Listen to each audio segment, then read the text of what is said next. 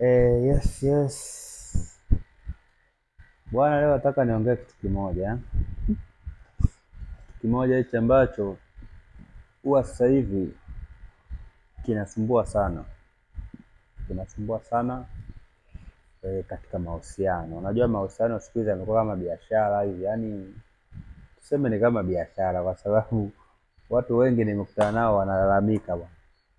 Wanasema sasa hivi wapenzi wao inakuta yani hata kama mtu akihitaji kuonana na mpenzi wake anamwambia kwamba yani hawe na hela ndio waonane. Yani asipokuwa na hela hapo hakuna kuonana. Ina maana yani sasa hivi hela ni mbele, mapenzi ni baadaye. Yani kwa hiyo sasa, ndugu zanguni wanaume, kuchagua ni wako.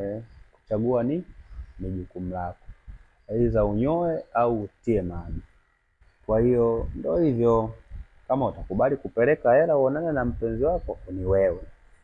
Kama utakubali utoe hela uonane na mpenzi wako ni wewe. Stuka kijana, stuka.